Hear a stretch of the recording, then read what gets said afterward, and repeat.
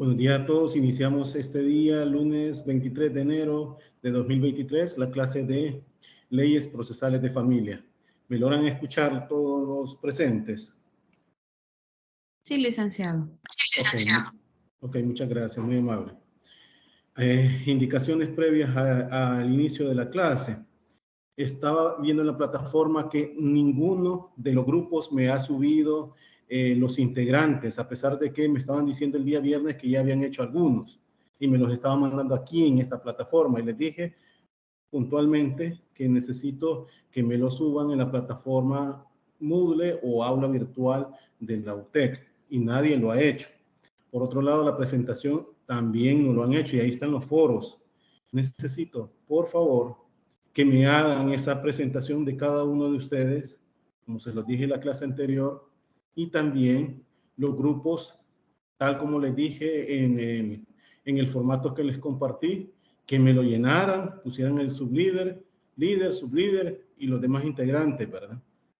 Entonces, les pido en favor nuevamente que me hagan esos grupos, ¿verdad? Ustedes no son muchos, son 26 integrantes, pero se requiere que por favor suban esa plataforma, ¿verdad? Porque es necesario que lo hagan, porque no es una cuestión negociable. Les pido en favor esa situación, ¿verdad? Comprenden, porque yo de eso parto, de lo que ustedes me están diciendo, que sí, ¿verdad? Que van a integrar, porque si no, les voy a dar hasta el día viernes de esta semana, que va a ser la próxima clase. Si ustedes no lo hacen de manera democrática, yo voy a hacer los grupos y así van a trabajar para todo el ciclo, ¿verdad? Así que por favor, no hagámoslo, ustedes se conocen y ustedes saben mejor con quién van a trabajar y eso pues es bueno, ¿verdad? Bueno, buenos días, Paola. Bueno, Paola está ahí diciendo si hay falta un integrante, que me imagino que ella es la que está formando el grupo, o no sé si ella es la que se quiere incorporar a un grupo, pero bien, ahí hay uno, ¿verdad? Entonces, eso ante todo. Por favor, hasta el día viernes yo ya quiero que ustedes hagan la presentación en la plataforma del aula virtual. Eso en el foro, como les enseñé en la clase anterior. También quiero que me hagan los grupos ahí, ¿verdad? Porque solamente así yo voy a iniciar con las tareas, ¿verdad? Y recuérdense que ya iniciamos el ciclo. No podemos estar dándole más tardanza a esto porque ¿verdad? Tenemos que estar ahí, ¿verdad? Haciendo en esa plataforma, haciendo las tareas, ¿verdad? Bueno, habiendo dicho esto, inicio con la clase. Me especifican si logran ver la diapositiva con respecto a los principios procesales. ¿Logran ver la diapositiva de los principios procesales? Sí, licenciado. Ok, bueno. Les comentaba que, bueno, la enumeración en sí de los principios que sustentan, digamos, el proceso de familia no son taxativos. ¿Por qué? Me dirán ustedes. Porque estos surgen del ordenamiento de las disposiciones de la ley, ¿verdad? Eso, tanto la ley procesal de familia como de manera supletoria en materia de procesal civil y mercantil, como les decía, que era conforme al 218, ¿verdad? Y 218 de la ley procesal de familia y 20 del Código Procesal Civil y Mercantil. No obstante, digamos, nominarse los principales principios que dominan el proceso, ¿verdad? Digamos, en los cuales retoman, porque les digo, o sea, una cuestión son principios procesales en general y principios procesales que determina la ley procesal de familia. Ahora bien, de estos puedo enumerarlos, o al menos de lo que establece la ley procesal de familia, como ustedes muy bien lo ven aquí en la diapositiva, ¿verdad? Están los principios procesales, como en mediación, economía procesal, que lo vamos a ir viendo, publicidad, que lo vamos a ir viendo así en la manera que se van desarrollando. En ese sentido, puedo decir la mediación, el que consiste en la intervención dinámica del juez, ¿verdad? primer lugar. En segundo lugar, podemos decir la oralidad, el cual ve reflejado en las audiencias que se desarrollan de forma oral.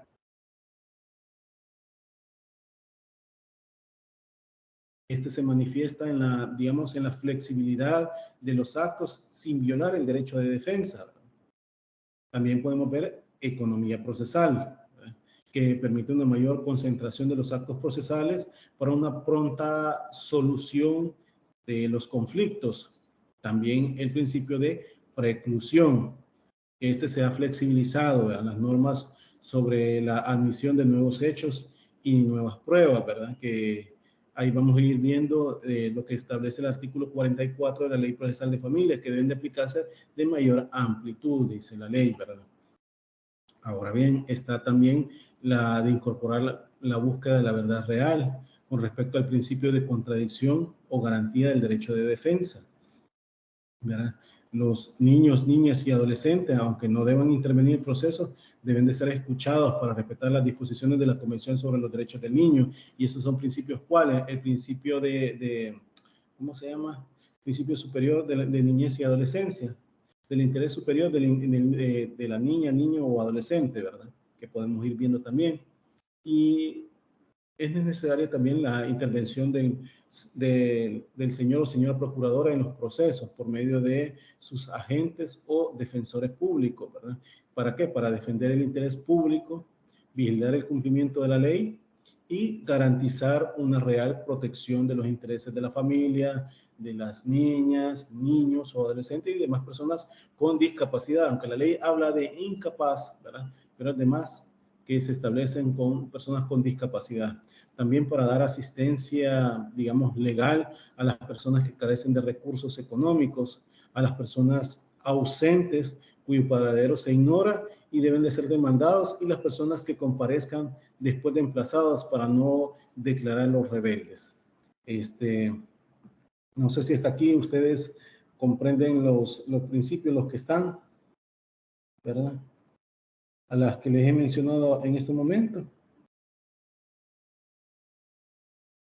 Hola, ¿me lo comprenden?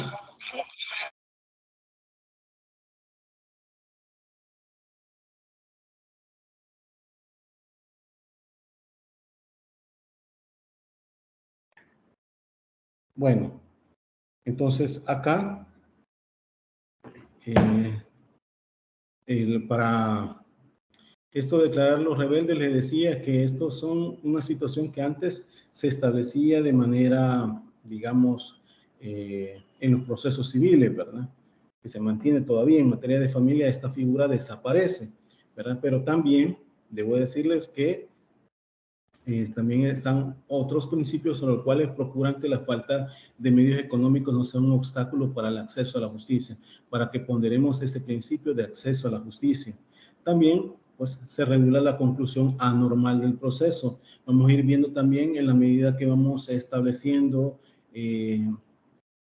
¿cómo se llama?, el desarrollo de la materia, no solamente de esta unidad, sino del desarrollo de la materia, que hay formas anormales de salidas alternas al proceso, es decir, no llegar hasta la sentencia, ¿verdad? Entre esas vamos a ir viendo la conclusión, la transacción, ¿verdad?, que son aspectos que también pueden establecerse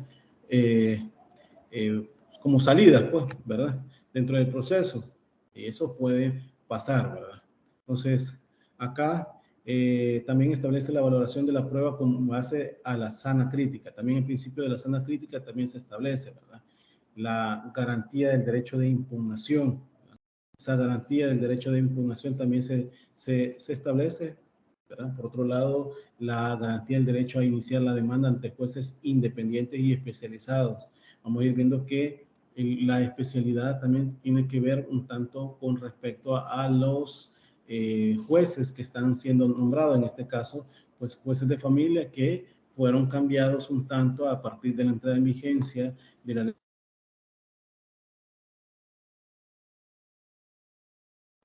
Me refiero en cuestiones de pretensiones que propiamente familia tenía de conocimiento, como puede ser cuando son autónomas pretensiones de cuidado personal, régimen de visita, cuota alimenticia, establecimientos subsidiarios de nacimiento, de función, ¿sí? Cuando sea la persona, ¿cómo se llama?, sea una niña, niño o adolescente, ¿verdad? En esa cuestión es para hacerlos después independientes y especializados. También vamos a ir viendo pues las garantías, ¿verdad? Que garantiza el debido proceso, ¿verdad? Que se garantiza también la accesibilidad a la justicia. Eso por poner un ejemplo. Aquí lo estoy hablando bien generalizado, ¿verdad? Pero ustedes van a ir viendo, vamos a cada uno de los principios, ¿verdad? En el proceso de familia, debo decir, a diferencia del proceso civil, ¿verdad? Este último, o sea, el civil, se suprime la clasificación de juicios, ¿verdad? Dejando únicamente para el trámite ordinario para todas las causas a seguir, y además se establece la oralidad en las audiencias, ¿verdad? Además está decirles a ustedes que la oralidad en los procesos inició por parte de los juzgados de familia con la entrada en vigencia de las leyes procesales leyes en generales de familia, perdón, Código de Familia, Ley Procesal de Familia, etcétera, que establecieron la oralidad. Si bien ustedes me pueden decir, bueno, el Código de Trabajo establecía que data de 1973, data una audiencia única de conciliación, que era parte de la audiencia en la oralidad. Pues sí, pero esa materia no se desarrolló, solo ese espacio tenía para la audiencia, ¿verdad? Pero en familia se fue estableciendo para las demás, para la audiencia preliminar, la de sentencia, aunque no tan desarrolladas como lo hicieron el Código Procesal Civil, el Código Procesal Penal, ¿verdad? En materia penal se estableció más en esos casos de las audiencias, ¿verdad? Ellos fueron más en la vanguardia. De hecho, las técnicas de oralidad las desarrollan más, ¿verdad? En ese sentido, ¿verdad? Entonces, eso para ponerle, ¿verdad? Lo que se determina de los procesos, ¿verdad? Para determinar cada uno de ellos, ¿verdad? ¿Sí? ¿Se logra comprender hasta este momento lo que les voy diciendo de los principios? ¿Se logra comprender hasta este momento? Sí, licenciado. Quiero que vayan tomando nota porque estos son parte de los, ¿cómo se llama? De que ustedes tienen que ir iniciando, ¿verdad? Con el proceso, que es necesario ir poniéndole, digamos, un tanto interés, porque la materia, aunque se puedan decir ustedes, un tanto agotadora, ¿verdad? Pero, o sea, si le van tomando nota, van a ir viendo que hay cosas que no se, pues sí, no hay obstáculos que son digeribles, porque pueden ir entendiendo, ¿verdad? Entonces, ¿verdad? Yo les pido en favor también que se vayan tomando nota, pregunten, porque eso es necesario. Si ustedes no van preguntando, yo me voy a tomar la tarea de irles diciendo a cada uno de ustedes, ¿verdad? Si en verdad toman nota de todo lo que voy poniendo y que están también integrados. Les decía antes de que el hecho de que ustedes estén, ¿cómo que se llama?, de manera virtual y que no los esté viendo, también es necesario su acceso, ¿verdad? Porque son un grupo reducido de 26 integrantes, también tienen que entrar, ¿verdad?, a las clases. Bueno, retomando el tema, ¿verdad?, en todos los ámbitos del quehacer humano, ¿verdad?, en todas, digamos, las ramas del conocimiento científico, se hace referencia a los principios que orientan el accionar humano, ¿verdad?, que constituyen el punto, digamos, de partida de la investigación, incluso de que se puede hacer, ¿verdad?, de los procesos, ¿verdad? Digo investigación porque desde el momento que inicia un proceso o diligencia, pues hay que irlos, ¿cómo se llama?, hacer una tipo un trámite, ¿verdad?, que para con ellos se van estableciendo de acuerdo a los principios también que debemos de irlos ponderando, ¿verdad? En el campo del derecho procesal, de igual manera, ¿verdad?, se habla de los principios que configuran y dan sentido al proceso, ¿verdad?, que determinan digamos, su estructura y que en general establecen la forma específica por medio del cual el Estado, mediante uno de sus órganos fundamentales, ejerce la función jurisdiccional es decir, la administración de justicia, ¿verdad? Los principios tienen una importancia trascendental, ya que son la base o el soporte del sistema procesal de un país, lo que implica una forma concreta de resolver los problemas entre particulares y entre estos y el Estado, ¿verdad? Responden incluso a la filosofía del sistema político de un país y por ello no cabe la arbitrariedad o el libre albedrío en la resolución de conflictos. Concretamente, en esta unidad que estamos viendo, ¿verdad? Y que abordamos el tema del principio que rigen el proceso en materia de familia, podemos decir que destacan, entre otros, los de la oralidad y de inmediación, como un avance en la forma de administrar pronta y cumplida justicia en nuestro país, ¿verdad?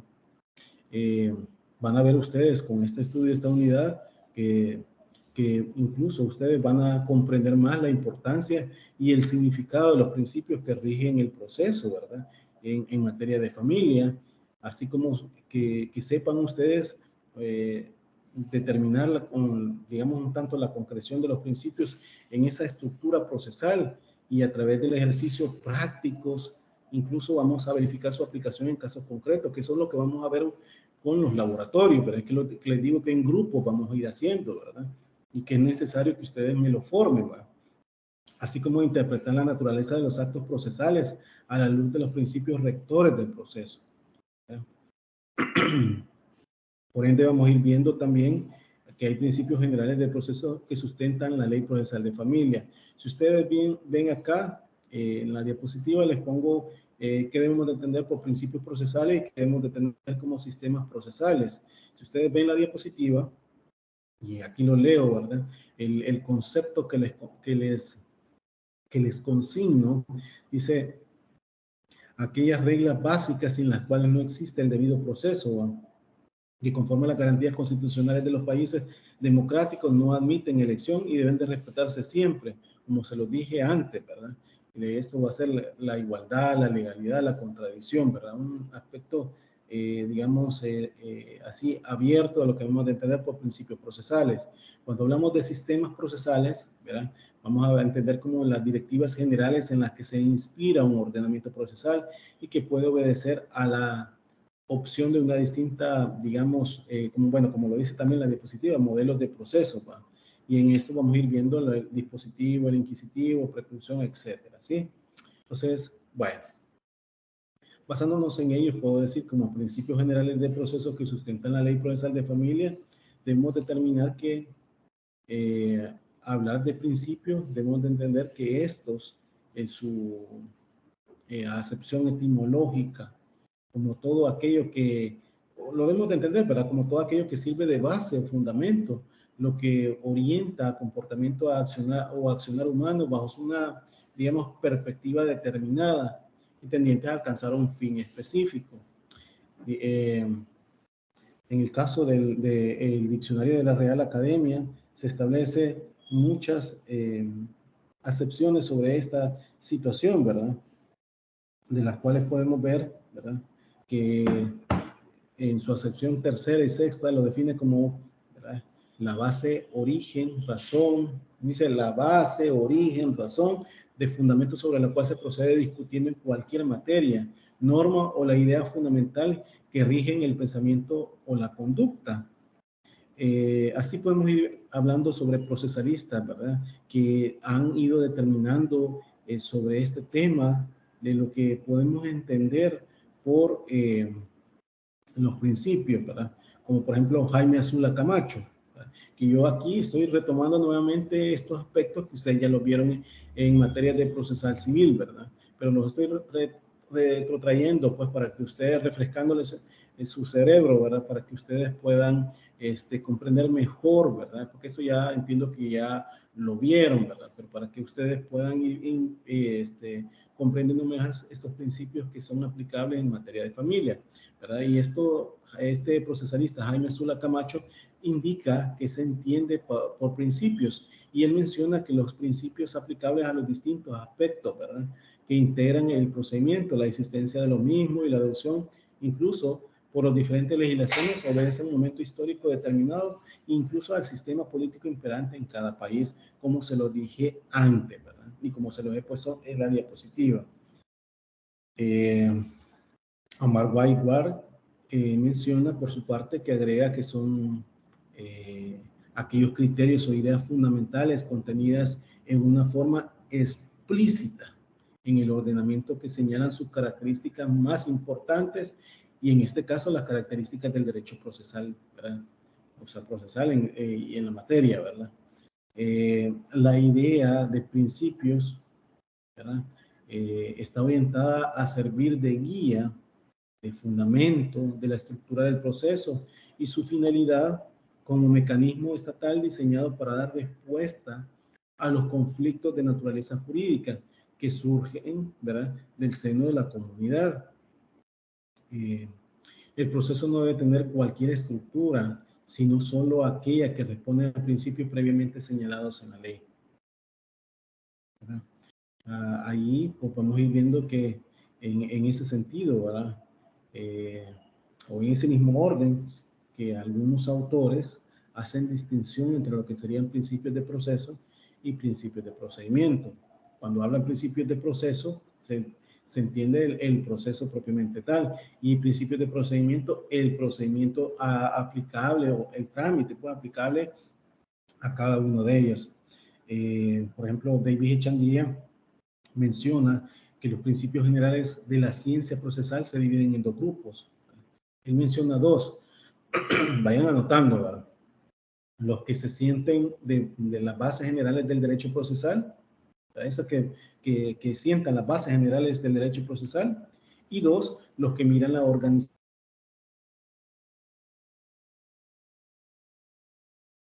general del derecho procesal, uno, y dos, los que miran la organización, todo el bagaje de la organización del proceso. Según este análisis, ¿verdad?, que él incluso ha puesto, ¿verdad?, los principios que podemos poner como ejemplo, ¿verdad?, podrían ser los principios de independencia, de la autoridad judicial, de igualdad procesal, de la obligatoriedad de los procedimientos establecidos por la ley, de la verdad procesal y de las cosas juzgadas, entre otros, para que ya se los he mencionado al principio, cuando les estaba hablando de cada uno de ellos. Y dentro del segundo grupo tendremos, pues, ¿verdad?, cuando estamos hablando del segundo grupo, estamos viendo de la organización, ¿sí? Para que no se pierdan. En el caso de los que sientan las bases generales del proceso, no sé. Hola. ¿Puede repetir los ejemplos del primero? Lo que acaba de mencionar. Ok, está bien. Vaya, les decía que David Echandía mencionaba los que sientan las bases generales del proceso, eso es el primero, y dos, los que miran la organización del proceso. Para el caso de los que sientan las bases generales del proceso, tenemos como ejemplo los principios de independencia de la autoridad judicial. 1. 2. Igualdad procesal. De la obligatoriedad de los procedimientos establecidos en la ley. 3, ¿verdad? De la verdad procesal. Y 4, cosa juzgada, ¿verdad? Esto poniéndoles ejemplo, ¿verdad? Porque pueden haber otros. También podemos decir que en el segundo, los que miran la organización del proceso, tendríamos los principios dispositivos e inquisitivos, ¿verdad? Ahí vamos a ir viendo que el dispositivo, como lo miran en la diapositiva, lo que se indica por cada uno de ellos, ¿verdad?, así como el inquisitivo. Pero cuando hablamos del dispositivo, estamos hablando de que las partes, ¿verdad?, hacen sus peticiones e introducen, ¿verdad?, al proceso, o en todo caso diligencias, sus peticiones, y le dan impulso, ¿verdad?, al mismo proceso o diligencia. Y el inquisitivo estamos hablando que es la oficiosidad que hace el juez. ¿Para qué? Para iniciar proceso.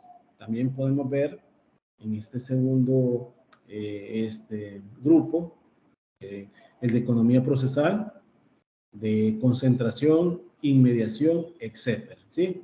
Entonces son dos supuestos, ¿verdad?, que pueden haber para ello. Bueno, entonces retomando incluso, ¿verdad?, lo que se debe entender por parte de los principios y como se los consignaba, ¿verdad? Por parte de Jaime Azula Camacho, ¿verdad? Es así la generalidad que se entiende, ¿verdad? Por eso, ¿verdad? Y vuelvo y repito, él no entendía como principios los criterios aplicables a los distintos aspectos que integran el procedimiento, ¿verdad? La existencia de los mismos y su adopción por las diferentes legislaciones. Y vuelvo y repito, obedece a un momento histórico, bueno, él lo decía, ¿verdad? Y al sistema político imperante en cada país, ¿verdad? También, repito, David Echandía decía que hay dos grupos que se forman, los que sustentan las bases generales del proceso, como se los consigné antes, los principios de independencia, de la autoridad judicial, de igualdad procesal, de la obligatoriedad de procedimientos establecidos por la ley, de la verdad procesal y cosa juzgada, entre otros. El segundo grupo, o sea, los que miran la organización del proceso, les decía los ejemplos, pueden ser el principio dispositivo e inquisitivo de la economía procesal, de concentración y mediación, etcétera, ¿verdad? Entonces debemos de entender como principio la base o fundamento que rigen el proceso, ¿verdad? Y lo encausan, ¿verdad? En una determinada dirección, porque es el objetivo de los principios. A partir de ello, se plantea la necesidad de diferenciar entre proceso y procedimiento. Cuando hablamos de proceso, se entiende el mecanismo estatal diseñado para solventar o resolver los conflictos que surgen en el seno de la comunidad, ¿verdad? Y que tienen trascendencia jurídica, ¿verdad? ¿Por qué? Me van a decir, pues, porque incluso, ¿verdad? Bueno, las leyes lo determinan, ¿verdad? Por eso es que pongo que están diseñadas para resolver conflictos que surgen en el seno de la comunidad, ¿verdad? Y que esa trascendencia jurídica es a partir de la sentencia que se va a dictar, ¿verdad? ¿Por qué? Porque ya la ley determina procesos específicos, cómo iniciarlos, cómo tramitarse, ¿verdad? Y eso es de ceñirse sobre esas, digamos, el trámite que establece la ley. La Sala de lo Constitucional incluso ha indicado que el proceso como realizador del derecho a la protección jurisdiccional, ¿verdad? Es el instrumento del cual se vale el Estado para satisfacer las pretensiones, digamos, de los particulares en cumplimiento de su función de administrar justicia. El proceso es el único y exclusivo instrumento a través del cual se puede, como lo digo en palabras, ¿va? La sala, cuando se realice conforme a la Constitución, ¿no? Y privar a alguna persona de algún o algunos de los derechos consagrados a su favor, como por ejemplo pasa en las de pérdida o suspensión de la autoridad parental, ¿verdad? Por ponerle un ejemplo. Ahora bien, en el caso del procedimiento, se entiende, ¿verdad?, las distintas fases o etapas de las cuales está constituido un proceso determinado, ¿verdad? O sea, las fases que determina la ley, ¿verdad? No estamos hablando del proceso en sí que la ley establece, como puedo decir yo, un proceso de pérdida de la autoridad parental, suspensión de la autoridad parental, cuidado personal, régimen de visita, cuota alimenticia, que la ley determina cómo se debe iniciar, ¿verdad? Cómo se debe plantear, ¿verdad? Qué es lo que se busca demostrar con cada uno de ellos y posteriormente pues se dicta la sentencia. Y cuando estamos hablando del procedimiento, se entienden las distintas fases o etapas de las cuales está constituido un proceso determinado, ¿verdad? Por ejemplo, procesalistas como Roland Arasi lo plantea en el sentido que en todo proceso hay una forma externa, una, digamos, técnica por la ley para llegar a la sentencia a través de la cual se declara y realiza el derecho material. Y a esto se llama procedimiento, que es el conjunto de actos y formalidades a la que debe someterse el juez, las partes y las demás personas que intervienen en el proceso, ¿verdad?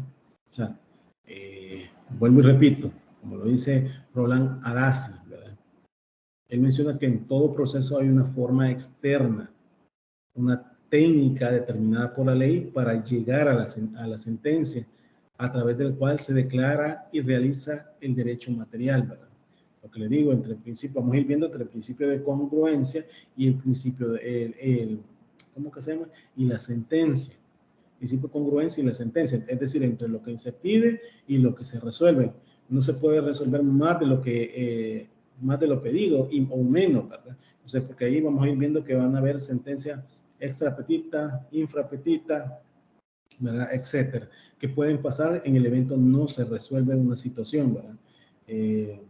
Por eso a esto se le llama procedimiento, que es el conjunto de actos y formalidades a las que debe someterse el juez, ¿verdad? Las partes y las demás personas que intervienen en el proceso. Desde esa perspectiva, en nuestro país, los principios del proceso,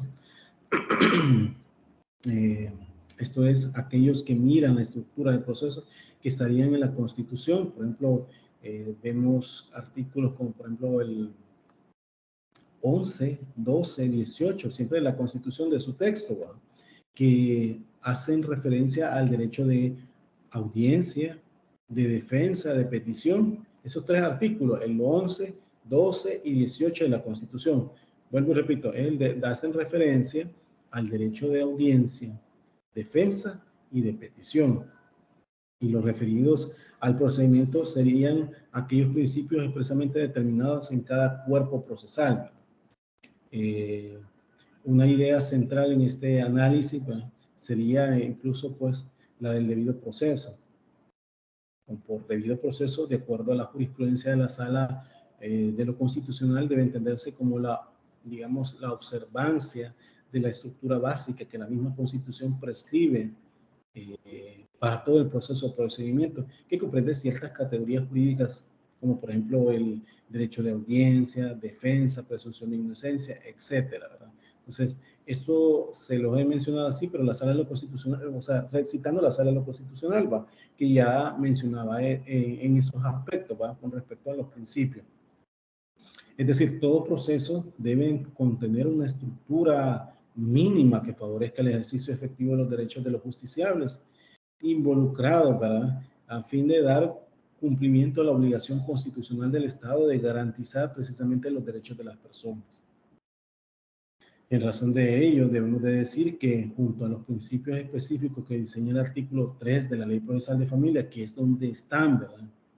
Deben considerarse obligatoriamente esos elementos constitutivos del debido proceso. ¿Para qué? Para sostener que el proceso en materia de familia está diseñado, ¿verdad? Constitucionalmente para la administración de justicia familiar, ¿verdad? Es decir, la estructura del proceso está pensada para concretar, ¿verdad?, los derechos de acceso a la justicia, de audiencia, defensa, petición, ¿verdad?, que consagra la Constitución en sus artículos 11, 12 y 18, que ya se los he citado, ¿verdad? Como concreción de lo afirmado, pues, incluso podemos tener, pues, que en materia de familia, el proceso debe observarse, ¿verdad?, elementos para los cuales se puede tomar en cuenta, ¿verdad? Estos elementos, ¿verdad?, podemos decir, como por ejemplo, la asistencia gratuita de traductor o intérprete. O sea, ¿cómo explicarlo? Si bien es cierto, estamos hablando que son los principios tanto del proceso como el procedimiento, pero hay un aspecto que también se flexibiliza de acuerdo a la ley procesal de familia, ¿verdad? Porque la ley procesal de familia da esa flexibilidad para, en estos casos, de su interpretación y también para la resolución de los casos. En ese sentido, la asistencia gratuita de traductor o intérprete, el artículo 22, siempre en la Ley Procesal de Familia, prevé que cuando una persona involucrada dentro de un proceso no hable el idioma castellano, él o la jueza, el juez o la jueza deben de nombrar a un intérprete. ¿Verdad?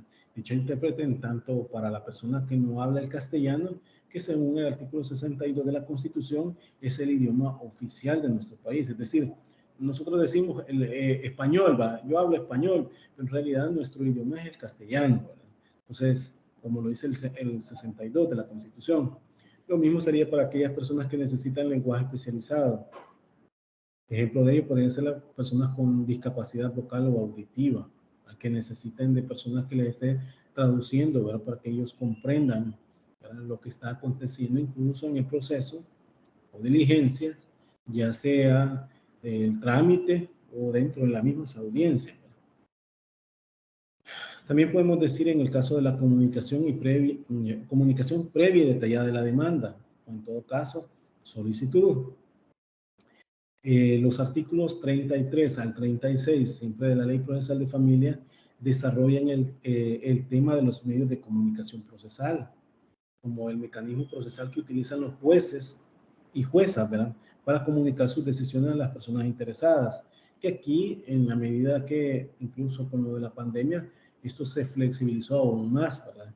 ¿A qué me refiero yo con esto? Por el caso del sistema de notificaciones electrónicas, o SNE. No sé si han logrado ustedes escuchar ese sistema, que ese sistema la Corte Suprema de Justicia lo implementó para que todo abogado, ¿verdad?, o estudiante de Derecho que quiere su autorización como abogado, una vez se haya autorizado, ¿verdad?, pide a la Corte que pues se le cree un usuario único electrónico, que le llama, que es el mismo DUI, y que por medio electrónico se les notifica cualquier providencia dictada dentro de la ¿cómo se llama? Dentro del proceso, ¿verdad? Cualquiera, estoy hablando de las personas que pueden establecerse, o sea, cualquiera de ellas se le puede notificar, aun y cuando dentro del proceso no se determine esa situación. Por ejemplo, en la demanda o diligencia solo se menciona de que un lugar y un medio electrónico, que generalmente ponen el fax, ¿verdad? Era el común que se hacía antes. Pero hoy en día, pues, como la misma Ley Procesal de Familia habilita esa situación de que pueden, pues, determinar, ¿verdad?, otros medios electrónicos, y eso puede ser en los correos electrónicos, ¿verdad? Entonces ahí se establece. Entonces, el CEU, o ¿cómo se le llama?, o cuenta electrónica única, que establece el SNE, o Sistema de Notificaciones Electrónicas, esa que se establece por medio de correo, por medio de su CEU, o cuenta electrónica única, es el DUI. Y, ¿verdad?, por medio de ese DUI se notifica y se establece, ¿verdad?, ¿cómo que se llama?, por medio electrónico. Generalmente se hace por medio de correo electrónico a las partes, ¿verdad?, que integran. Pero acá ya se puede establecer, permítanme, Madrid de Barrientos, Claudio Marisol, no se logra entrar, o no sé si no logró entrar. ¿Qué dice Paola? Buen día, nos podemos unir, dice. Dígame si no Como se ha no, logrado. estoy en la clase. Solo que Perdón. grupos sí no tengo todavía, pero sí estoy en la clase, Lito. Gracias. Ok. Pensé que usted estaba diciendo por lo de la clase, que no podía entrar.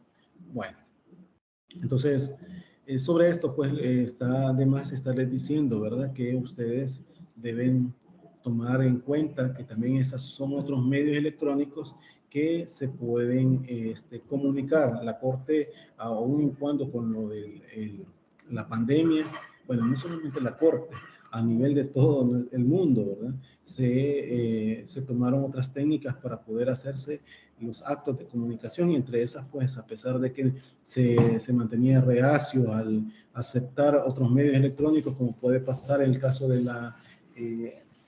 el correo electrónico, ¿verdad?, pero ahí se establecía esto, ¿verdad?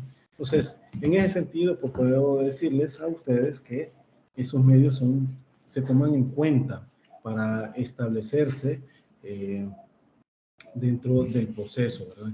En este caso específico de la persona demandada, el mecanismo es el emplazamiento, en cuya virtud se le comunica de manera previa y detallada, ¿verdad?, que hay una demanda en su contra, porque recordemos que el emplazamiento es esa cita que hace el juez a la persona demandada. ¿Para qué? Para que llegue ante el tribunal. El mismo tribunal le informa que está demandado, ¿verdad?, informa todos los procesos que tiene, ¿verdad?, y eso, pues, de esa forma se va determinando, ¿verdad? Entonces, aquí puedo irles diciendo a ustedes que, o sea, las partes llegan, ¿verdad? Llegan, se comunican. ¿Me logra escuchar, Eduardo Aquino?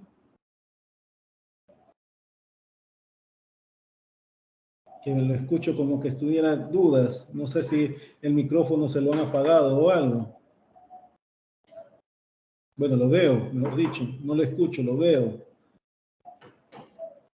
Ahora sí. Perdonen la mala educación. No, Estamos listos ya, licenciado. No, le pregunto esto porque si hay alguna duda, pues yo le solvento, ¿verdad? Las preguntas que usted tenga, ¿verdad? Sí, muchas gracias. Sí, discúlpela. Pero estamos bien, aquí estamos aprendiendo los principios y todo. Muchas gracias. Bueno, entonces, como les decía, pues el emplazamiento era el importante, que ahora también con el Código Procesal Civil Mercantil, con la entrada en vigencia de ello, también se dieron otras formas de irse comunicando cuáles podrían ser, que no solamente el emplazamiento siempre se ha entendido que de forma personal, ¿verdad? Su diligenciamiento a la parte demandada no se puede hacer por medio de correo electrónico, sino que hay que darle toda la comunicación a ellos, al menos así se ha entendido por el transcurso del tiempo. Esto con el fin, como les decía antes, de que el juez le ubica a la persona demandada, de acuerdo a cómo la parte demandante le informa dónde está y todo, y le hace esa comunicación de todo todo lo que ha sido su demanda, las pruebas que aporta la parte demandante, ¿verdad? En ese sentido, ¿verdad? Entonces acá, como les decía antes, en un caso específico de la persona demandada, el mecanismo es el emplazamiento por cuya virtud se le comunica de manera previa y detallada que hay una demanda en su contra. ¿Para qué? Para que el mismo pueda defenderse por cualquier vía establecida en la ley, ¿verdad? Esto, cualquier vía establecida en la ley, pueden determinarse, ¿verdad? Entonces, por ejemplo, contestar por medio de abogado, porque hasta esa, la técnica a establecerse por parte de su abogado, ¿verdad? Es respetable si quiere o no contestar la demanda. Eso va a ser de cada uno de ellos, ¿verdad? Del demandado, me refiero, ¿verdad? O de su parte, el abogado que ha decidido y que le diga la técnica a establecerse de su parte, ¿verdad? Entonces, esa como elemento, ¿verdad? La comunicación previa y detallada de la demanda. También podemos ir viendo pues, los tiempos y medios adecuados para la defensa. Cuando digo los tiempos y medios adecuados para la defensa como elemento, podemos ver también que los artículos, tanto 43, 46 y 97 de la Ley Procesal de Familia, indican que la persona demandada tiene un plazo de 15 días hábiles para plantear su defensa, en el proceso. Y además, ¿verdad? La demanda presentada en su contra no puede modificarse o ampliarse si la persona demandada ya se pronunció sobre ella, porque ese es el, digamos, el parámetro para poder modificar o ampliar una demanda. Es decir, la demanda se puede, una vez planteada, no se puede modificar o ampliar, pero la ley dice en el 43 que se puede hacer hasta antes de haberse pronunciado sobre ella. Obviamente el demandado como técnica puede decir, bueno, eso no pidió nada por ejemplo, en los divorcios generalmente no piden pensión compensatoria ni pensión alimenticia especial, ¿verdad? Puede ser una técnica que venga y conteste en 5 días y renuncie al término de los plazos de los otros 10 días, ¿verdad? Y dice, bueno, hasta aquí ya está, entonces ya no habría forma de ampliarla, o en todo caso que el 15º día contesta la demanda, la parte demandante ya no podría hacerlo, ¿verdad? Porque también ya le precluyó, porque los términos son preclusivos, es decir, que no se pueden modificar, ¿verdad? Entonces, en este caso, pues, la defensa material, ¿hay alguien que quiere preguntar? Dígame. ¿Cómo se le llama a esto al inicio del término? Perdone, que puede elevar un poquito más la voz, que no le escucho mucho. Al inicio de esto que acaba de decir, dijo un término. Ajá. No, pero no alcancé a copiar a lo que se... Ajá, ¿cuál es su pregunta para comprenderle? ¿Cuál es el término del lapso de la modificación? La modificación, el 43 de la Ley Procesal de Familia establece que es hasta antes de contestar la demanda, ¿verdad? Si usted ve el plazo que determina la ley es 15 días hábiles. Esto lo dice el artículo 97. Es decir, ya ustedes que la parte demandada puede tener como una técnica, ¿verdad? Cada quien sabe cómo la forma lo lleva, porque eso va a ser de su abogado, que les ponía el ejemplo de divorcio, que solo pide el muy divorcio y no pide pensión compensatoria, pensión alimenticia especial, que establece el artículo 113, 107 y 113 del Código de Familia. El no solicitarla, uno se entiende que pues las partes no lo quieren, ¿verdad? La parte demandada, para cortarle esa situación, puede decir, bueno, como no lo pidió, yo en 5 días contesto la demanda. De mis 15 días que yo tengo para contestar la demanda que establece el 97, ¿verdad? Yo lo contesto en 5 días y renuncio al demás plazo, a mis otros 10 días, ¿sí? Entonces la parte demandada ya no va a tener tiempo para contestar porque renunció la parte demandada en el plazo que determina la ley, ¿me comprende? O en todo caso, que llega al 15º día y allí contesta la demanda, la parte demandada, que es su último día que determina la ley, ¿verdad? Y que ahí, ¿verdad? En ese 15º día que establece la ley, ahí pues él contesta, pero el contestar implica que ya no puede modificar la demanda, pero siempre en el tiempo, ¿verdad? En el tiempo de los 15 días. Ya no se puede ampliar o modificar la demanda. ¿Se comprende? Pero cuando hablo ampliar o modificar la demanda, me refiero a la parte demandante, ¿verdad? No la parte demandada. ¿Se comprende? Noemí Martínez. Ok. Bueno, ok, Paola está ahí todavía hablando con el grupo. Pensé que estaba queriendo hacer una consulta. Bueno, entonces, sobre esto, pues también decirles a ustedes de que también hay otro elemento, aparte de eso, la defensa material y técnica. Cuando hablamos de defensa material, es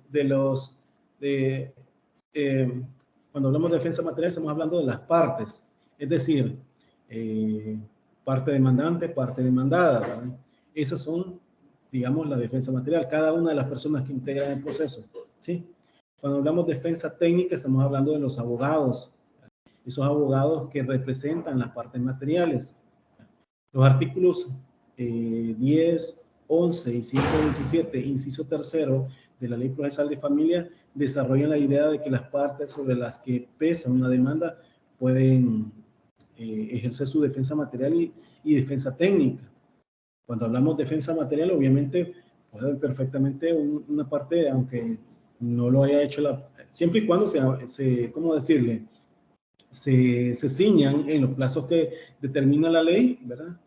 Presentar pruebas. Por ejemplo, van a ver ustedes que el artículo 44 de la Ley Procesal de Familia establece, ¿verdad?, los tiempos para presentar la prueba. ¿Cuáles son los tiempos? En el caso de la parte demandante, ¿verdad?, es en la demanda.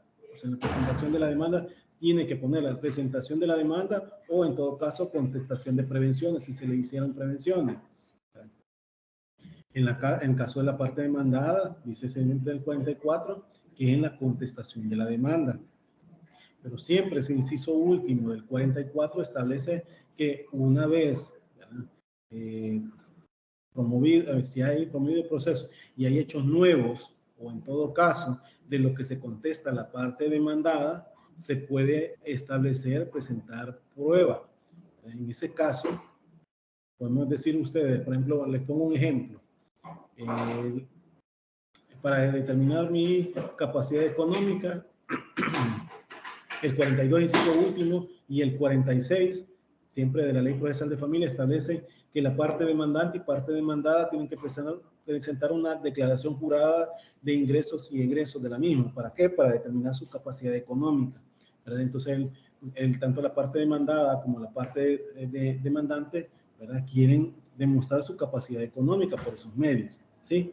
Entonces, en eso pues, pueden presentarla. Si no presentan en la admisión de la demanda o en la contestación de la demanda y dicen, mire, mi cliente, dice el abogado, mi cliente está en Estados Unidos o está en otro país, por ponerle un ejemplo.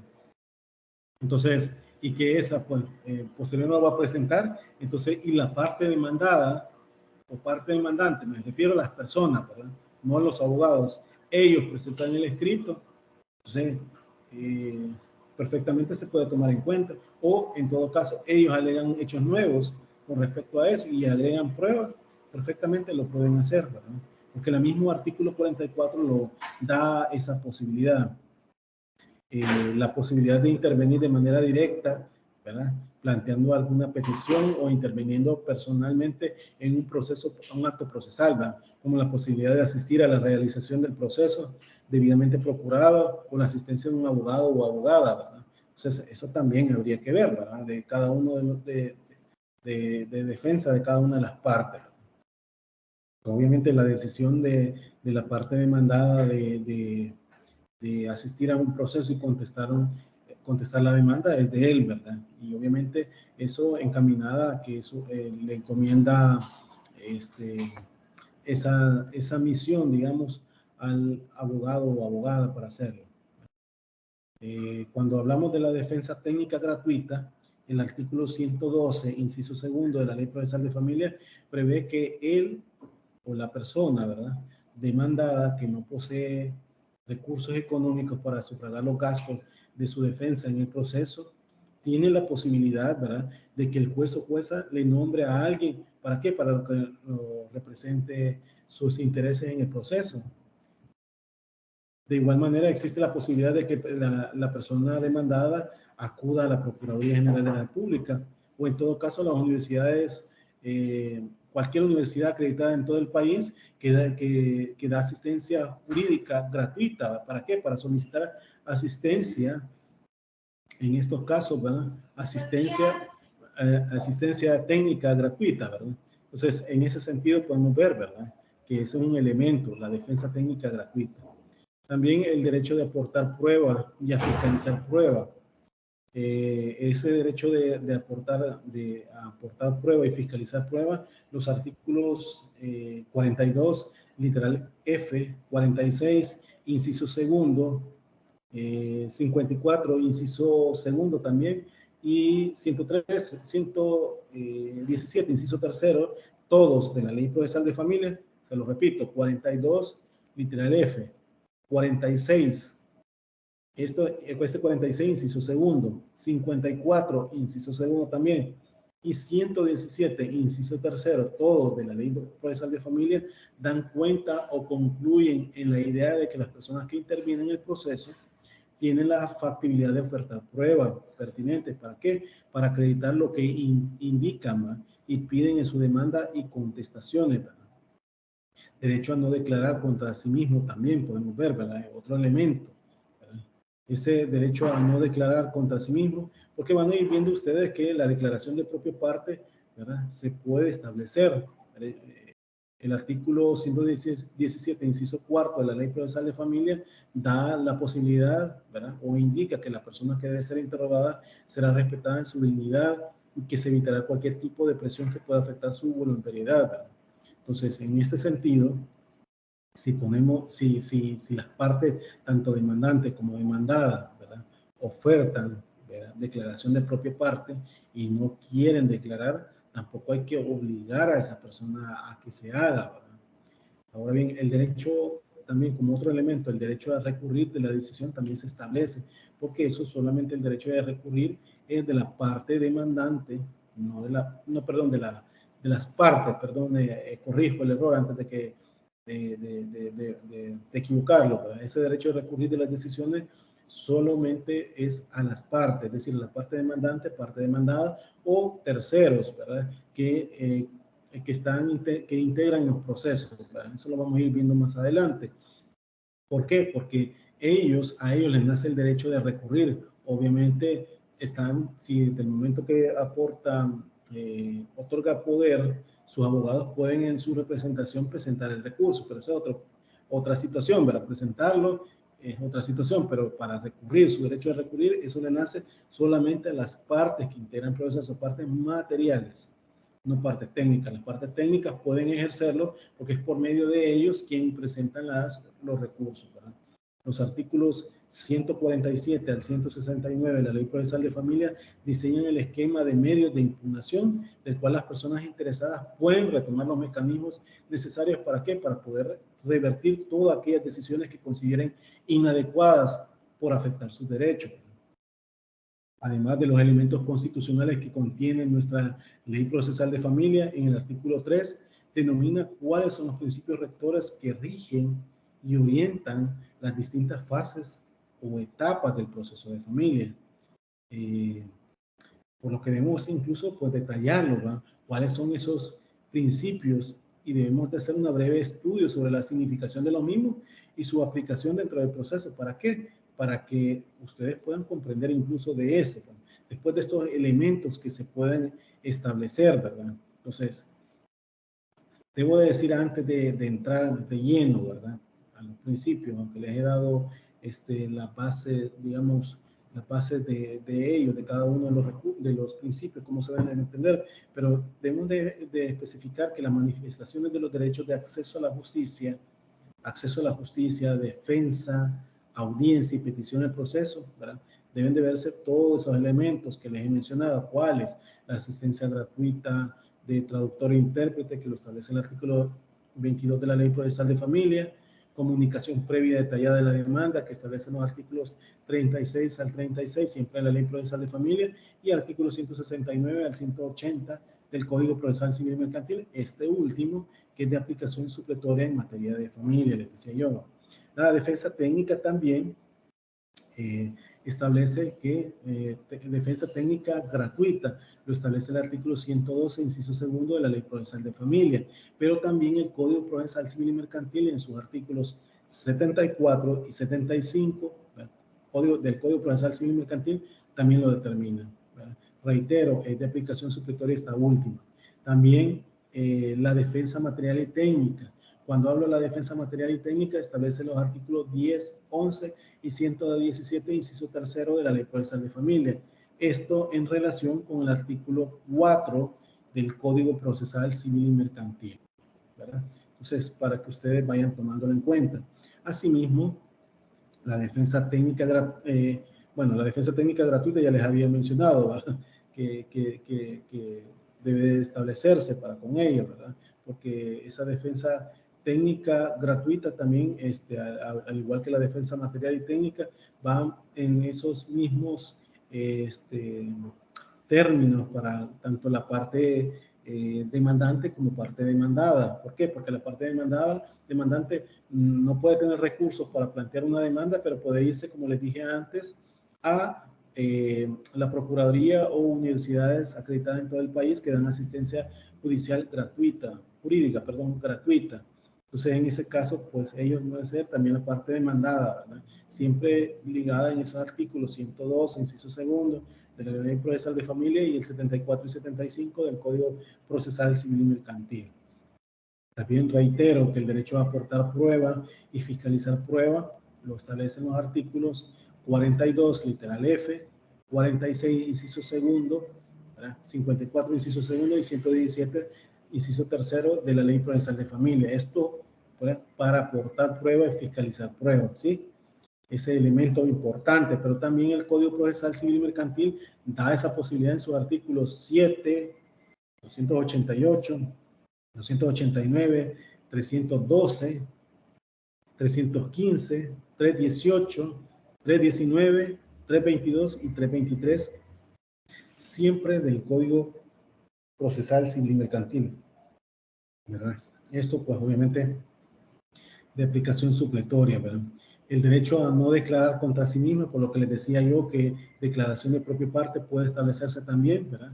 El artículo 117, inciso cuarto de la Ley Procesal de Familia establece esa posibilidad que va en consonancia también con el artículo 351 del Código Procesal Civil y Mercantil.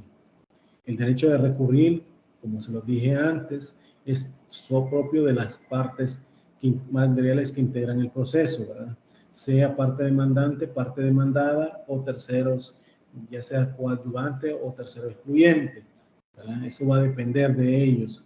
Esto lo establecen los artículos 147 al 169 de la Ley Procesal de Familia, ¿verdad? Esto en consonancia con el 501 y 502 del Código Procesal Civil y Mercantil. Ahora bien, entrándonos ya a esos principios procesales que sustentan la Ley Procesal de Familia, bueno, van comprendiendo, ¿verdad?, de todo esto. ¿Sí? ¿Se comprende? Ok. Ok, muchas gracias, muy amable. Entonces, aquí vamos, como les repito, les voy diciendo los elementos, ¿verdad? Que vamos a tomar en cuenta, pero también ¿verdad? En este caso, en materia de familia, que lo establece el 3 de la Ley Procesal de Familia, ¿sí? Entonces, ahora bien, en este caso, podemos ir viendo si los queremos ir, digamos, enumerándolos, ¿verdad? Aunque aquí en las diapositivas ustedes ven, está el principio dispositivo, bueno, pero bueno, para enumerarlos, para que ya les dije más de algunos a ustedes, ¿verdad? Pero para enumerarlos, los que aparecen en la Ley Procesal de Familia, establecen, ¿verdad?, el principio dispositivo, el principio inquisitivo. Esto que les estoy hablando son principios procesales que sustentan la Ley Procesal de Familia. El principio dispositivo, principio inquisitivo o de oficiosidad, el principio de economía procesal, el principio de celeridad procesal, el principio de concentración procesal, principio de inmediación, principio de publicidad,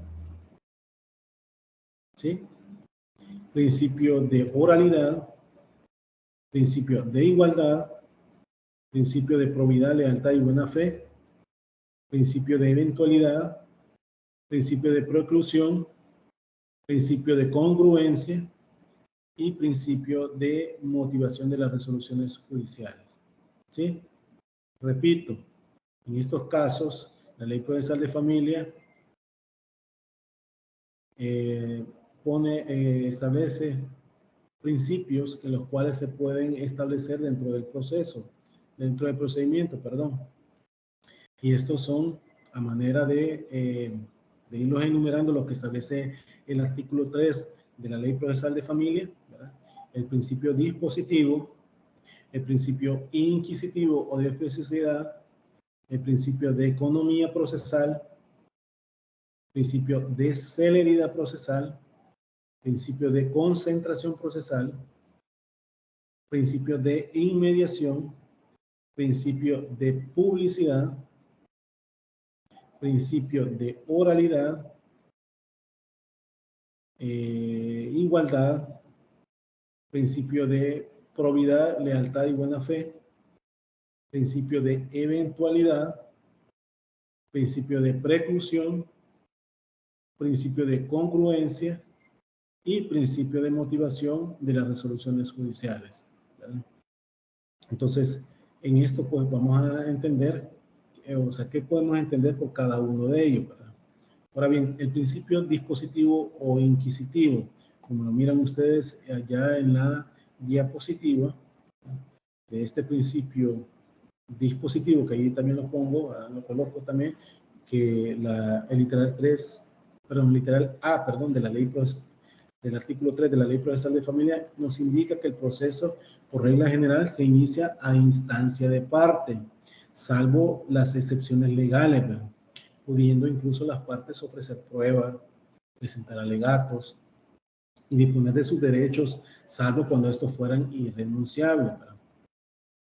Esto pues es en expresión de lo que la doctrina se conoce como principio dispositivo, que es aquel que se asigna a las partes y no el juez la iniciativa del proceso. El ejercicio del poder de renuncia de los actos procesales también son propios de esas partes. Cuando hablo de poder de renunciar a los actos procesales, es incluso, por ejemplo, a contestar la demanda, a aportar prueba, ¿verdad? A renunciar sobre un recurso de apelación o revocatoria que haya planteado, etcétera, ¿verdad? Entonces, en ese caso, autores como Enrique Vescovi menciona que el proceso está diseñado por el principio dispositivo y entonces, cuando las partes pueden iniciarlo libremente y tienen la disponibilidad de este y sus diversos actos, ¿verdad? El objeto del proceso lo fijan las partes y es dentro de esos límites como el juez debe de decidirlo. Lo que le decía que también va ligado al principio de congruencia y el principio y la sentencia, ¿verdad? Hasta las pruebas son aquellas que las partes solicitan. Si el tribunal dispone alguna, ¿verdad? ¿Para qué? Para mejor proveer, lo será respecto de los hechos que las partes han invocado. Esto para mejor proveer, estamos hablando de lo que establece el artículo 119 de la Ley Procesal de Familia. ¿Verdad? En consecuencia, el tribunal debe fallar de conformidad con lo alegado y probado. No, ¿verdad?, conocer otros hechos fuera de los que las partes invocan, ni otras pruebas que las que se presentan, ¿verdad?, es a partir de este principio de, ¿cómo se llama?, de disposición, ¿verdad?, o dispositivo, ¿verdad? Su sentencia debe fijarse dentro de los límites, o sea, en ese proceso, ¿verdad?, de las pretensiones deducidas por el actor y aquello que reconoce o controvertirse, perdón, en la persona demandada. Esto así lo menciona Enrique Vescovi, ¿verdad?, que es un tanto lo que nosotros en materia de familia se ha determinado, ¿verdad? En el caso de otros autores como Juan Montero Aroca, cuando se refiere al principio dispositivo, indica que este principio dispositivo se fundamenta en la naturaleza privada del derecho subjetivo, es decir, lo que yo puedo deducir en el proceso, ¿verdad? O sea, o he deducido en el proceso, en la titularidad privada del mismo, en la autonomía de la voluntad, partiendo de ese fundamento principal en el sentido que incluso va, en el sentido que se determina, ¿verdad?, para cada uno de esos. Cuando hablo de autonomía de voluntad, porque las partes dependen y ellos establecen qué van a determinar en los procesos, ¿verdad? En esto vamos a entender que la actividad jurisdiccional, ¿verdad?, solo puede iniciarse ante petición de parte, como lo dice el mismo artículo 3, literal A de la Ley Procesal de Familia, ¿verdad? El particular es libre de decidir el interés que le mueve a luchar por sus derechos o a dejarlos insatisfechos. Eso es libre de ello. Todos los procesos civiles comienzan así por demanda, sin que quepa, ¿verdad?, la incoación, ¿verdad?, de oficio por el órgano judicial en el evento que haya pretensiones en las cuales se establece, como cuáles, ¿verdad? Por eso vamos a ir viéndolo por la oficiosidad, lo inquisitivo, oficioso del juez, ¿verdad? Para casos con pretensiones como pérdida de la autoridad parental, suspensión de la autoridad parental, tutelas, nulidad de matrimonio, ¿verdad?, que pueden perfectamente establecer, o casos de protección a niñez o adolescencia, ¿verdad?, que también, aunque ya a partir de entrada en vigencia de la LEPINA, eso se estableció a las juntas de protección y que era un área especializada de niñez, ¿verdad?, y que ahora con la ley Crecer Juntos se han ido determinando en otras para con esa jurisdicción, ¿verdad?, pero se da de esa forma, ¿verdad?, para la oficiosidad incluso darle trámite, ¿verdad? También hay que ver la determinación concreta del interés cuya satisfacción se solicita de los órganos jurisdiccionales, ¿verdad?, que facultad exclusiva de las partes, o en otras palabras, ¿verdad?, lo determina el objeto del proceso que corresponde al actor, ¿verdad?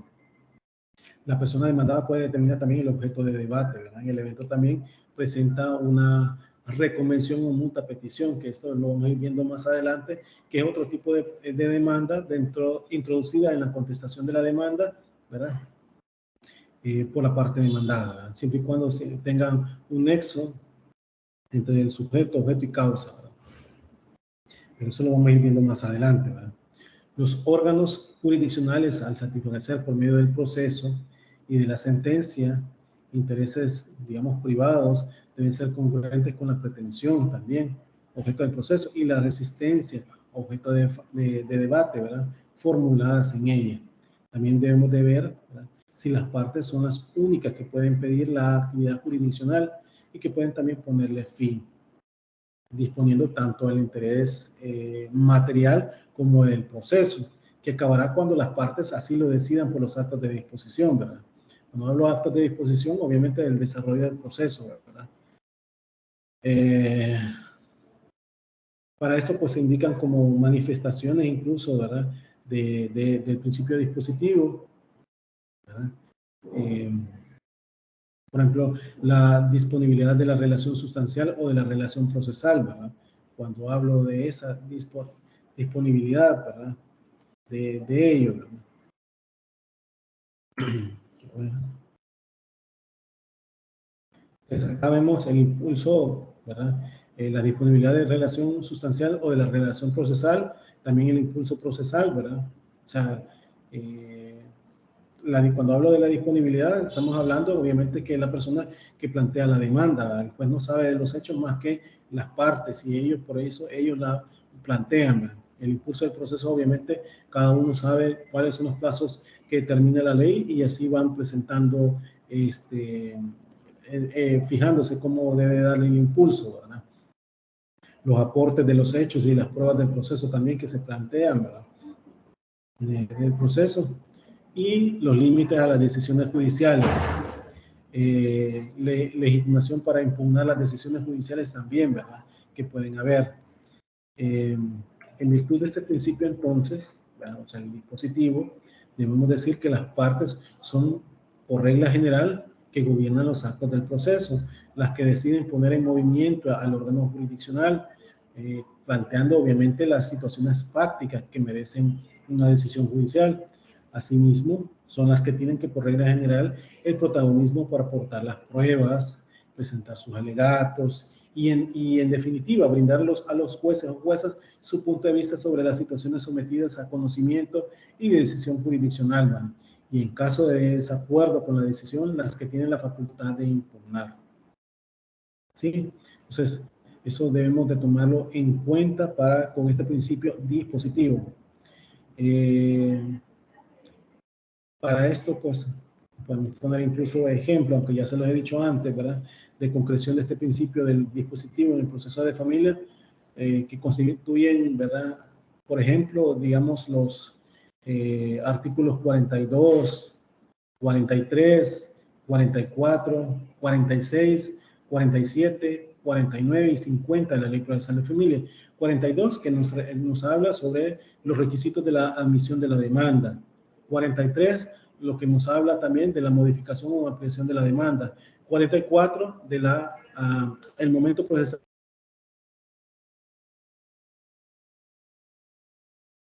La contestación de la demanda. 47, estamos hablando también de una salida alterna, cuando que las partes, pues obviamente se allanan al proceso.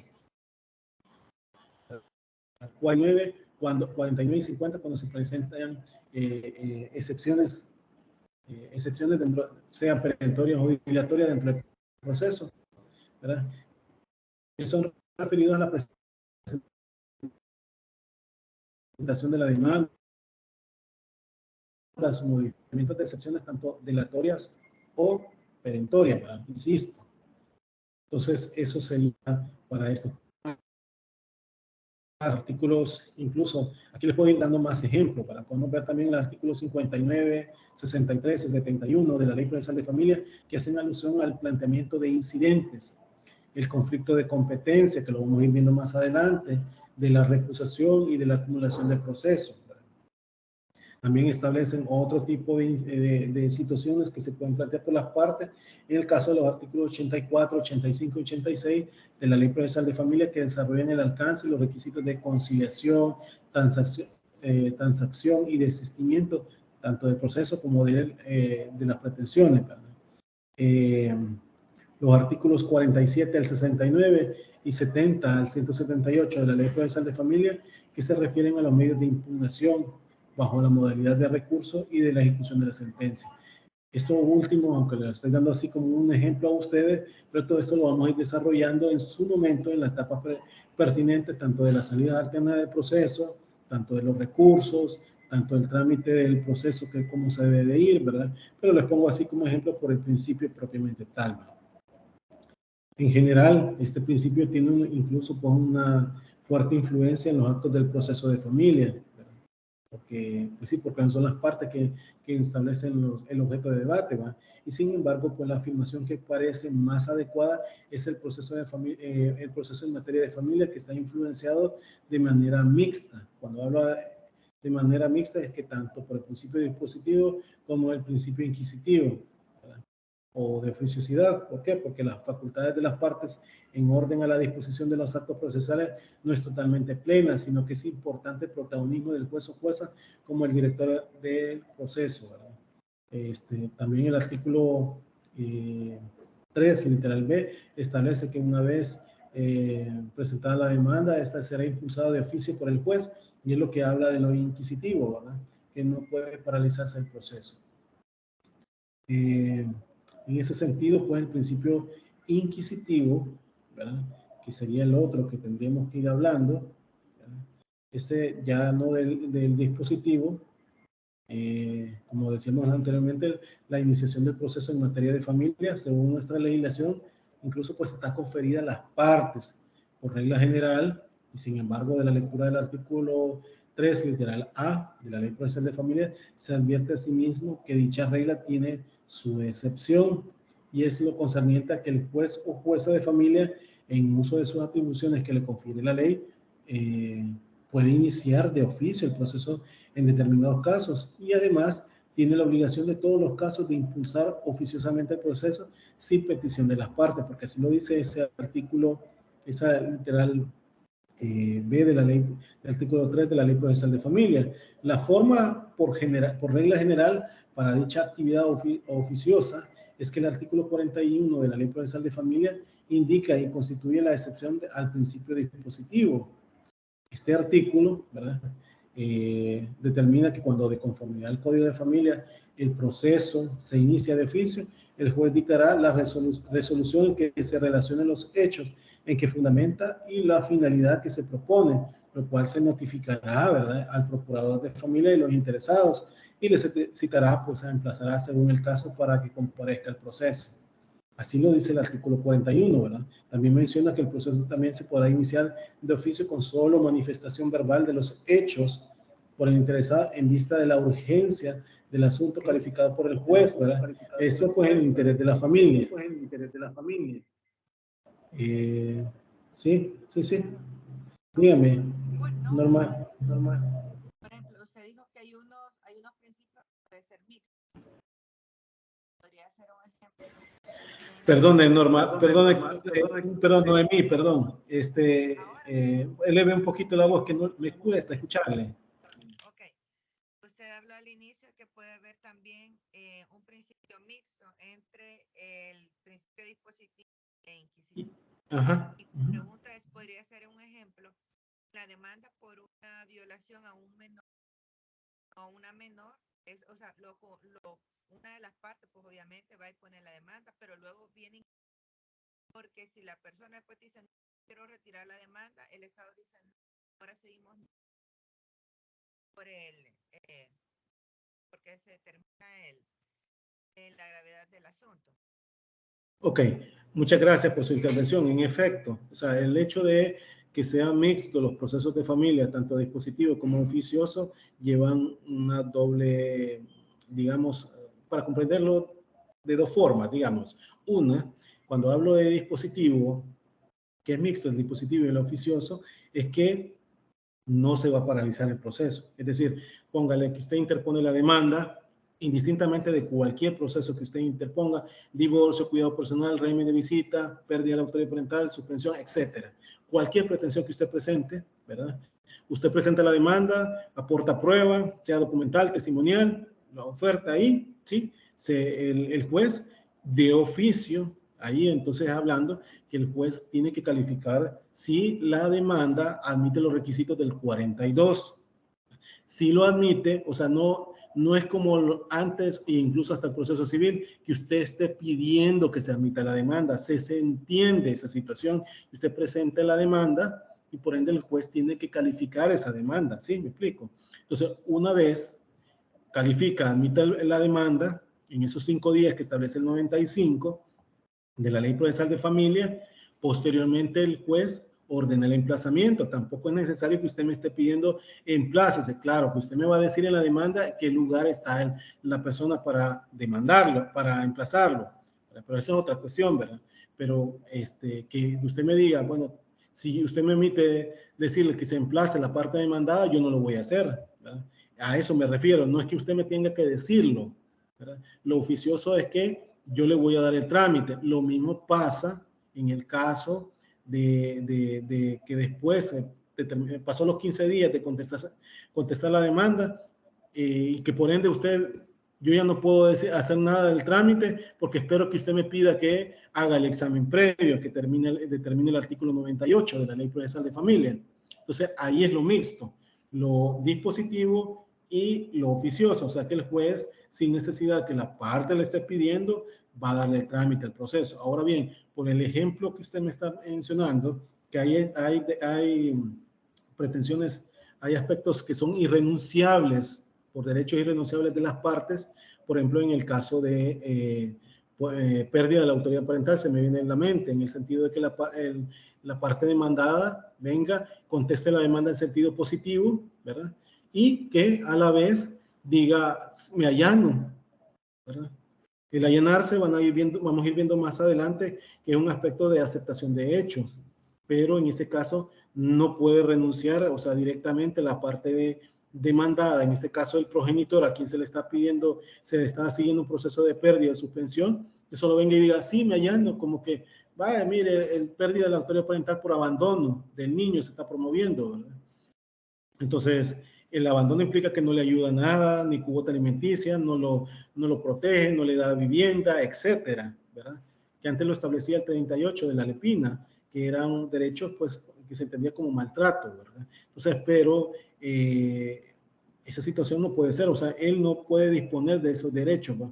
Para venir, pues, admitiendo la demanda y a la vez allanarse, ¿me explico? Entonces, en ese caso, lo dispositivo es que el juez también va a decir, bueno, me está pidiendo contestar la demanda en sentido positivo y a la vez me está pidiendo que allanarse, que dicte sentencia. Pues no lo voy a, yo como juez no voy a admitir esa pretensión, ¿verdad? Del allanamiento, pero voy a esperar en la sentencia si en verdad se demuestra toda esa situación, porque pueden haber otras situaciones más que abonen, ¿verdad? A la situación en la cual, al caso que se me ha planteado. ¿Se logra comprender? Sobre esa situación voy sobre lo dispositivo e inquisitivo o oficiosidad de parte del juez. ¿Sí? Muchas gracias por estar pendiente, Noemí Martínez. Eso me hace ver que también está con interés del proceso de la clase. Bueno, los demás compañeros, no sé si tienen preguntas. Veo que ya son las 8 con 2 minutos. Necesito saber si hay alguna pregunta, aparte de la que ya me hizo Noemí Martínez. Los escucho a los demás, por lo menos los demás, díganme si hay más preguntas, porque entiendo que están en clase. No, Lick, de mi parte, no.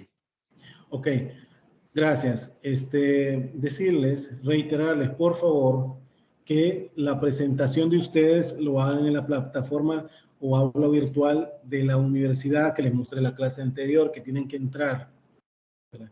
Todos los 26 alumnos que están inscritos en esta materia tienen que presentarse ahí, por favor. 1. 2, todos tienen que ser grupos de trabajo, ¿verdad? Háganlo de forma democrática. Les doy hasta el viernes para que lo hagan en la plataforma. Caso contrario, yo voy a hacer los grupos y ahí no van a venir ni se van a modificar ustedes, ¿verdad? Entonces, la idea que ustedes lo hagan es que ustedes se conocen, que lo hagan de forma democrática, porque ustedes, ¿verdad? Saben con quién trabajan, ustedes se conocen. En mi caso, yo no los conozco a ustedes como es la forma de trabajar, ¿verdad? Entonces, porque si de ser así, yo ya lo hubiera hecho, ¿verdad? Entonces, les pido en favor que hasta el día viernes les doy para la clase. De lo contrario, pues voy a iniciarlo yo y voy a establecer las tareas para esto, ¿verdad? Bueno. Si no hay más preguntas, pues culmino la clase de este día. Continuamos siempre con el principio inquisitivo la próxima clase, ¿verdad? Que tengan un feliz día y nos vemos el viernes, primero Dios. Feliz día, licenciado.